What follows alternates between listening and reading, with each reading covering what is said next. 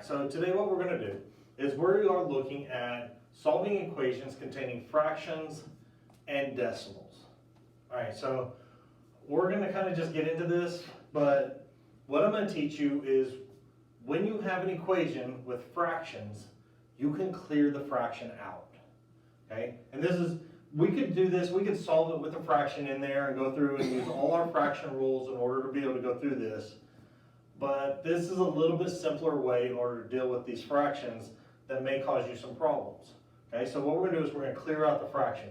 Now, here is our equation. This side set equal to this side. And there's a couple things I want to point out and for you to notice and see what's going on here. Okay, the first is that this is a x over 9 is negative. Now, when I have a negative number that's a fraction, I always float the negative to the top. Okay, it doesn't matter because it's the whole fraction that's negative. So it doesn't matter if it's at the top or the bottom, but just for me, I float this to the top, so that's what I'm going to do. Okay, I'm going to make that top number negative. Okay, now it probably is not going to make much difference, but I do that. The other thing that you need to notice is that you have x over 9 and x over 9. Now we want to clear out these bottom numbers. Now they have the same denominator, so this one's pretty easy, right? So if it has the same denominator, all I'm going to do is I'm going to multiply both sides by whatever that denominator is. So right here, I'm going to multiply this side times 9, and then I'm going to multiply this side times 9. Now, look at this. If I multiply this times 9, that kind of looks like my distributive property, doesn't it? So I'm going to take this and I'm going to distribute it to each term inside of there. Okay? So 9 times 6, or negative 6, 9 times negative 6, negative 54. And here, I actually want to write this out. I want to make sure you see this and you know exactly what's going on here. Okay? So what I have is 9 times negative 6 plus 9 times x over 9 equals 9 times negative x over 9 plus 9 times 7. That's my distributive property. I want you to see exactly what's going on here, so I rewrote it for you to see what we're doing. Okay? So if there were more terms inside of here, I would have multiplied it by each term. Every term inside of there, that's what I would have done. So that's the distributive property. So again, negative 54 plus, now look here, I have 9 times a fraction. Okay? I have a whole number times a fraction. All right, so how do you multiply a whole number times a fraction? Well, you turn that whole number into a fraction. So 9 over 1, and then these cancel out and becomes 1 and 1. Okay, so that's what's going on here. So 1 times x is x, and then x over 1 is x. So I get an x right there. Equals. Okay, so the same thing that's going on here is going on over here, right? So over 1, these two things cancel out. See how I canceled out my fraction here? That's exactly what's going on. 1, 1. So what I have left here is negative x plus 9 times 7, which is 63. And now I'm into my equation. Okay, I've cleared out all those fractions. Now my answer may come out to be a fraction. Maybe, maybe not. Okay, but that doesn't matter. Now I've got it down to where it's easier to work with. That's the whole point. The reason we did this was to make it easier to work. Okay? Draw my line. I'm going to move this negative over here because it'll make it positive. So plus the inverse. Plus the inverse. Okay? I got negative 54 plus 2x equals 63. Gonna move this to here, add its inverse. Okay?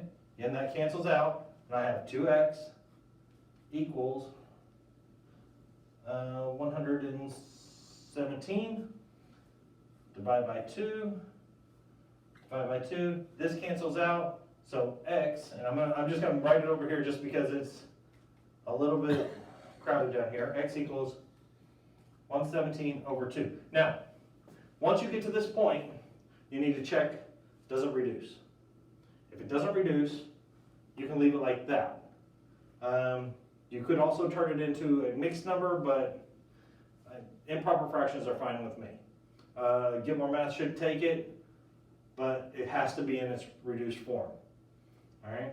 Now watch, because if it tells you to round to something, then you might need to round to something. Okay, so that's what it is. All right.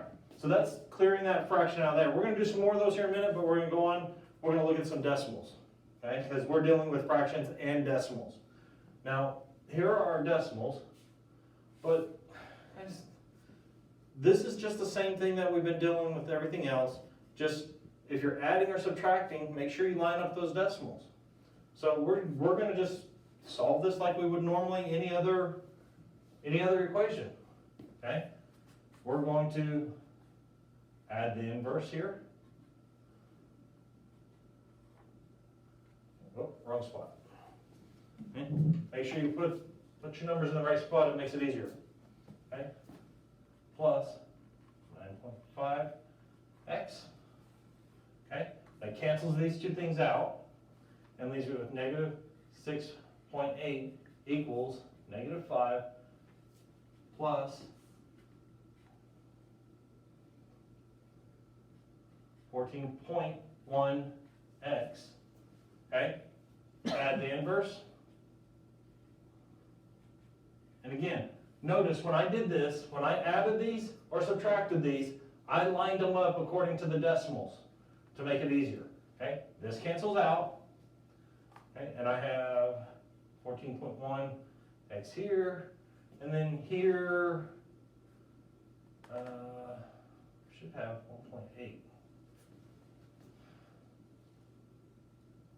Yeah, I'm gonna check just to make sure. That should be right. 6.8, 6.8 minus 5. Yeah, okay. Whatever reason, my brain wasn't working. Okay, so negative 1.8 equals 14.1x. Okay, so now we're going to divide by 14.1, divide 14.1. So these cancel out, and you have x equals. Now, guys, on this a problem like this, I strongly suggest you just pick up a calculator and do it with that. Okay, don't try to do that in your head. It's kind of ugly. So negative 1.8 divided by 14.1, and you get like this negative 0 point, and it's 127659574, but we're going to round to the nearest hundredth. So negative 0.13. Now watch where it tells you to round, because it may tell you nearest tenth, it may tell you nearest hundredth, it may tell you nearest thousandths. Just be aware of where it's telling you to round around there. Okay? But this, straightforward, and it looks just like what you've been doing before. All right, so we're going to move on. All right, more fractions. More fractions, and we're going to do this one and another one with fractions. But here, notice, we do not have the same denominator. And if you look back at the other one, here you have 1/4 x, where back over here you had x over 9. Okay, so those two things are really the same thing. Okay, this x over 9 you could have written as 1/9 x. They're the same thing. And if you think about it, if I was to multiply those two together, that's what it would look like. And you'd go 1 times x is x, and 9 times 1 is 9, and that's how you get that. Okay, so those two things, really the same thing. It just depends on the presentation they want to give you. All right, but it doesn't change how we're going to work this. We still want to clear these fractions, because dealing with these many fractions inside of equations is pretty ugly. So we want to do this. Now, remember, clearing these fractions really is only good when you have equations and inequalities. Don't try and do this on something else unless you've been shown how to do it, or Yeah, just don't do that. Stick with it with the equations and inequalities. All right, so we want to clear these. Now, in order to clear these, we need to have a number that each one of these denominators divides into evenly. Okay, so that's what we need. All right, so some of us are going to look and go, okay, well, the easiest way to do that is just to multiply them all together. Okay, 4 times 2 is 8, 8 times 3, 24. So 24 could work. The other way is you could actually just list out the multiples of these and find what the least one is. It doesn't matter, whichever one you see first, or whichever way you feel the most comfortable with. I'm going to kind of show you what that looks like. All right, 4, 8, 12, 16, 3, 6, 9, 12, 15, I could keep going. Okay, and then 2, 4, 6, 8, 10, 12, oh, right there.